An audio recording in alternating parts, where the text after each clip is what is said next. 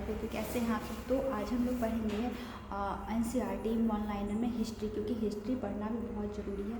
और आज से हम लोग हिस्ट्री पढ़ना शुरू करेंगे और हमारा बायोलॉजी साइंस में चल रहा है और हम लोग दोनों साथ में ही कंटिन्यू करेंगे। तो हम लोग कल पढ़ेंगे बायो और आज पढ़ते हैं हिस्ट्री। तो चलिए शुरू करते हैं आज से हमारा हिस्ट्री वाला पोर्शन एनसीईआरटी वन लाइनर का। एनसीईआरटी वन लाइनर में आज से हम लोग शुरू करेंगे हिस्ट्री, और हिस्ट्री में हमें पढ़ना है। हिस्ट्री के 3 पार्ट होते हैं। हम लोग जानते हैं कि हिस्ट्री के 3 पार्ट होते हैं। सबसे पहले एनिशिएंट हिस्ट्री होता है, फिर एनिशिएंट के बाद मेडाइवल होता है, फिर मॉडर्न होता है। तो सबसे पहले हम लोग मॉडर्न हिस्ट्री का वन लाइनर पढ़ेंगे, क्योंकि मॉडर्न हिस्ट्री से बहुत सारे क्वेश्चंस आते हैं और ये बहुत ही इम्पॉर्टेंट होता है हमारे एग्ज़ाम के नज़रिए से। इसलिए हम लोग आज से शुरू कर रहे हैं मॉडर्न हिस्ट्री। उसके बाद हम लोग पढ़ेंगे मेडाइवल और एनिशिएंट। तो सबसे पहले इसमें है यूरोपीय कंपनियों का आगमन। व्यापार हेतु समुद्री मार्ग से भारत आने वाले प्रथम यूरोपीय कौन थे, ये तो हम लोग जानते हैं बहुत अच्छी तरह से। पुर्तगाली थे जो समुद्री मार्ग से पहले आया था। यूरोप से भारत आने के लिए समुद्री मार्ग की खोज किसके द्वारा की गई? वास्को डी गामा के द्वारा की गई थी। भारत आगमन 17 मई 1498 को वास्को डी गामा पहुँचता है भारत के केरल वाले कालीकट वाले समुद्री तट पे, और वहाँ से भारत की रातें काली हो जाती हैं। कालीकट बंदरगाह के तट पर किसने वास्को डी गामा का स्वागत किया था? तो जामोरिन वहाँ का राजा था, उस समय स्थानीय शासक था जामोरिन।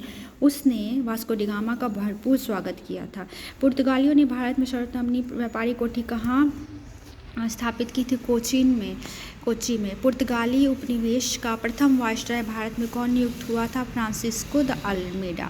तो फ्रांसिस्को द अल्मीडा पहला वायसराय था, पुर्तगाली वायसराय 1505 में जो नियुक्त होता है।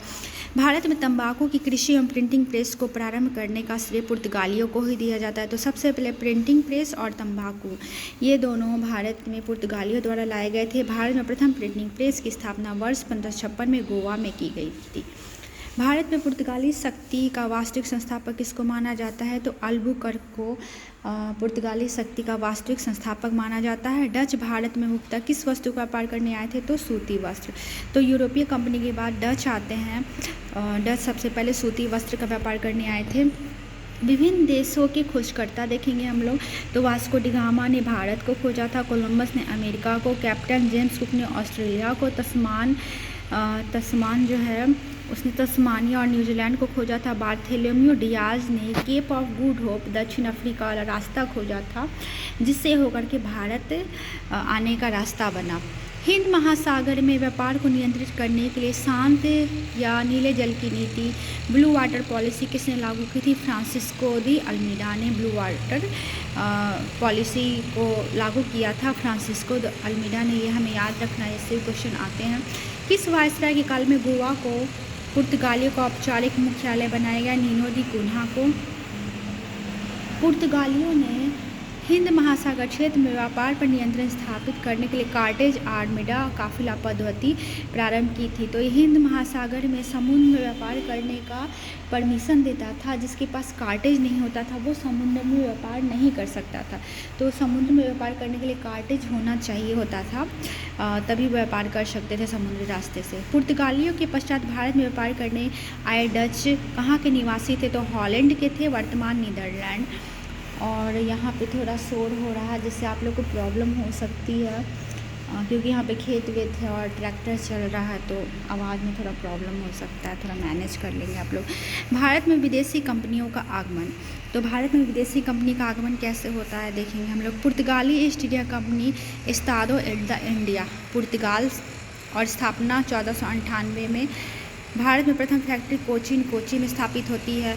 अंग्रेजी east India company the government and company of merchants of London trading into the east Indies. तो ईस्ट इंडिया कंपनी के नाम के पहले ईस्ट इंडिया कंपनी का ये वाला नाम था।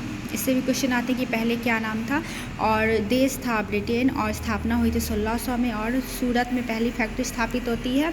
और पुर्तगाली ईस्ट इंडिया कंपनी का नाम था पहले एस्तादो द इंडिया, और पुर्तगाल देश था, और स्थापना 1498 में होती है। कोचीन में पहली फैक्ट्री स्थापित होती है।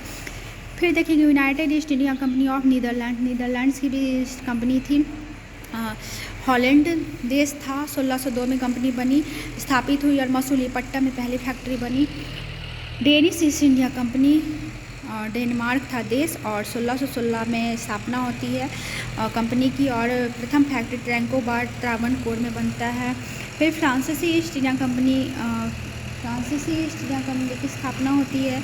द इंडियस ओरिएंटलिस नाम था पहले और फ्रांस देश था और स्थापना होती है 1664 में और प्रथम फैक्ट्री बनती है सूरत में। यूरोपीय शक्तियों में भारत में पुर्तगाली कंपनी सर्वप्रथम 1498 ईस्वी में प्रवेश किया तथा भारत में सबसे अंत 1961 ईस्वी में यहाँ से गए।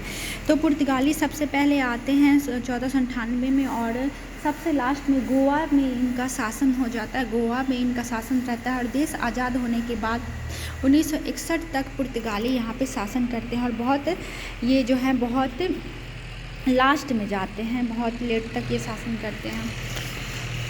किस यूरोपीय शक्ति द्वारा भारत से मसालों के निर्यात के स्थान पर कपड़ों के निर्यात को प्राथमिकता दी गई? डचों द्वारा। तो डचों ने मसालों को छोड़कर कपड़ों को प्राथमिकता दी। भारत के साथ व्यापार के लिए सर्वप्रथम संयुक्त पूंजी कंपनी किसने आरंभ की? डचों ने। वर्ष 1759 में बेदरा का युद्ध किन दो यूरोपीय शक्तियों के बीच हुआ था? डच एवं अंग्रेज के बीच। लंदन में ब्रिटिश ईस्ट इंडिया कंपनी गठन के समय भारत का सम्राट कौन था? तो अकबर था। थोड़ा यहाँ पे साउंड प्रॉब्लम हो रहा है इसलिए अब इस पेज को हम लोग बाद में पढ़ेंगे क्योंकि आपको सुनने में प्रॉब्लम होगा और मुझे बोलने में भी प्रॉब्लम आ रहा है आवाज़ के चलते। तो वीडियो को यहीं पे ख़त्म करती हूँ और मिलती हूँ फिर नए वीडियो में। हमारा बायो वाला सेशन भी अभी बाकी है और इसमें हमें जल्दी पढ़ना होगा क्योंकि एग्ज़ाम बहुत नज़दीक है हमारा। तो अगर आपको वीडियो पसंद आता है तो please like and subscribe. Thank for watching. Bye.